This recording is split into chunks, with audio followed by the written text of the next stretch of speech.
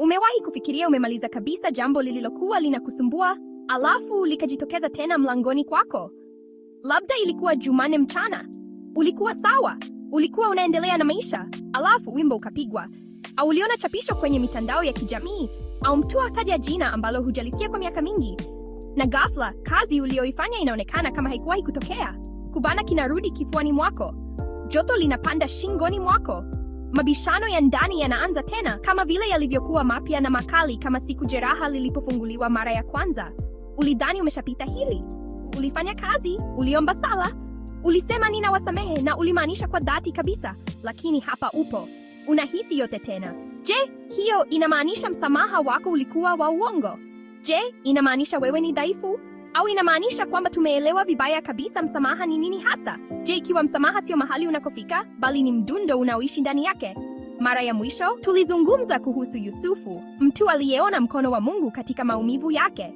Lakini leo tunamwangalia mtu ambaye hakuweza kuona chochote isipokuwa risiti zake mwenyewe. Petro aliwahi kumuuliza Yesu swali ambalo nadhani sote tumenong'ona mioyoni mwetu. Bwana, mara ngapi nimsamehe ndugu yangu anaponikosea? Hadi mara 7? Katika ulimwengu wa Petro, hii ilikuwa zawadi kubwa sana. Sheria za dini za wakati huo zilisema kwamba kumsamehe mtu mara 3 ndio ulikuwa ukomo. Petro, akitaka kufanya zaidi, aliongeza mara 2 na kuongeza 1 kwa ukamilifu. 7. Namba ya ukamilifu. Petro alikuwa akitafuta mstari wa mwisho. Alitaka kujua deni lililipwa rasmi lini, ili aweze kuacha kazi ngumu ya kusamehe. Lakini jibu la Yesu lilibadilisha hesabu kabisa. Alisema, nakuambia, si mara 7, bali 70 mara 7. 490. Sasa Yesu hakuwa akimpa Petro orodha mpya ya kuhesabu. Alikuwa akimwambia Petro atupe orodha hiyo ya kuhesabu. Kuna sababu inayofanya uhisi kama unashindwa kusamehe, na haina uhusiano wowote na tabia yako. Ina uhusiano kabisa na dirisha la sekunde 90. Daktari Jill Bolte Taylor, mwanasayansi wa ubongo aliyefunzwa Harvard, aligundua kuwa kunapotokea kitu kinachokukumbusha maumivu, kama kumbukumbu chungu, kuna msukumo wa kibiolojia. Homoni za mfadhaiko kama cortisol na adrenaline hujaa mwilini mwako. Mapigo ya moyo huongezeka, pumzi inakuwa fupi. Lakini hapa ndio ugunduzi mkubwa. Msukumo huo wa kemikali hudumu kwa takriban sekunde 90. Kuanzia wakati kichocheo kinapotokea hadi wakati kemikali hizo zimetoka kabisa kwenye damu yako, inachukua chini ya dakika 2. Kwa hiyo, kama biolojia hudumu sekunde 90 tu, kwa nini tunabaki na hasira kwa siku 90 au wiki 90? Jibu ni kufikiria sana.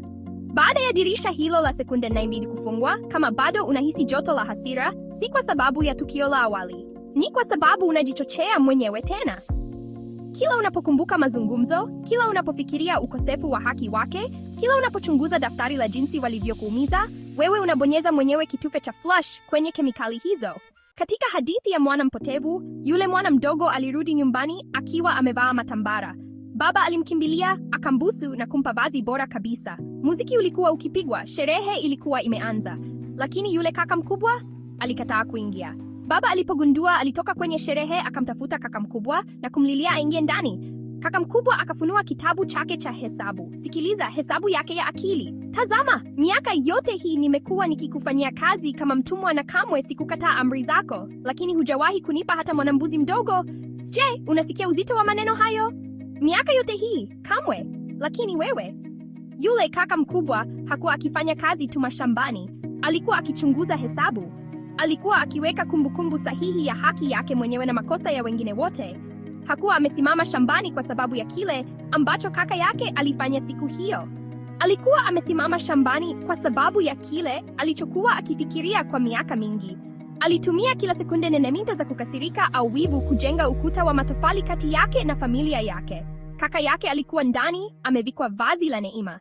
Lakini kaka mkubwa alikuwa nje, amefungwa katika pingu za haki yake mwenyewe. Hapa ndipo tunapoona tofauti kati ya maisha ya kuhesabu na maisha ya kuachilia. Mkumbuke Yusufu, ndugu zake waliporudi, alilia mara 7 tofauti. Alihisi wimbi la sekunde 90 la usaliti tena na tena. Lakini Yusufu hakutumia sekunde hizo 90 kurudisha deni. Alizitumia kuachilia daftari la madeni. Alielewa kuwa 70 mara 7 ni kwa faida ya msamehe. Baba anamwambia ndugu mkubwa, mwanangu, wewe uko pamoja nami siku zote, na vyote nilivyo navyo ni vyako. Alikuwa akimkumbusha, sio lazima uchunguze neema ninayowapa wengine.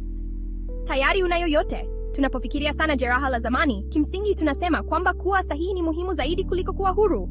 Tunakaa nje ya sherehe kwa sababu tunataka mtu akubali risiti yetu. Lakini baba anasema, deni tayari limefutwa. Njoo ndani. Muziki ni kwa ajili yako pia. Basi, wiki hii tutatembeaje tofauti? Tukomeshaje mzunguko wa mawazo mabaya? 1. Heshimu kanuni ya sekunde 90. Wakati mwingine kumbukumbu inapoleta hasira kali, usijihukumu. Usiseme mimi si mtu mzuri, sema tu, huu ni msukumo wa kibiolojia. Utapita ndani ya sekunde 90 ikiwa sitaupa nguvu. Vuta pumzi, acha kemikali zitoke. Chunguza hesabu zako za akili. Sikiliza maneno, siku zote, kamwe na miaka yote hii. Hiyo ndio lugha ya kitabu cha hesabu. Unapojikuta unayatumia, simama. Tambua unajijengea gereza lako mwenyewe. 1. Samehe leo toleo la deni. Si lazima usamehe miaka yote 20 mara moja. Samehe tu uchungu uliotokea dakika 3 zilizopita. Msamaha si tukio la upasuaji la mara moja, ni usi wa kila siku. Unaosha mikono yako kwa sababu zilichafuka leo. Unasamehe kwa sababu kumbukumbu ilijitokeza leo. Huachi huru wao. Unajiacha huru wewe mwenyewe. Hadithi ya mwana mpotevu inaisha bila kutuambia kama ndugu mkubwa aliingia ndani. Kwa sababu mwisho wake haujaandikwa kwenye Biblia. Umeandikwa kwenye maisha yako. Je, utabaki shambani na daftari lako au utakubali mwaliko wa kwenda mezani? Humsamehi mtu kwa sababu anastahili. Unasamehe kwa sababu unastahili kusikia muziki mara 77. Sio tatizo la hesabu, ni namna ya kuishi. Asante kwa kutazama. Hadithi Kamili ni mahali pa hadithi zinazobadilisha, kwa sababu mabadiliko ya kweli yanahitaji wewe mzima. Hapa hatuzungumzi tu kuhusu kilichotokea. Tunapunguza mwendo na kuangalia jinsi watu wanavyobadilika, imani inayoichochea, mtazamo unaoiendeleza, na maamuzi yanayoifanya iwe kweli. Ikiwa hadithi hii imekugusa, unaweza kusaidia kazi hii kwa kupenda video. Inasaidia hadithi hizi kuwafikia watu wanaozihitaji. Ikiwa tafakari ya aina hii ina maana kwako, jiandikishe na ukae nasi. Na ikiwa kuna mtu alikujia akilini ulipokuwa unasikiliza, mshirikishe hii. Wakati mwingine hadithi sahihi iliyosimuliwa kwa wakati sahihi hutusaidia kuchukua hatua inayofuata mbele.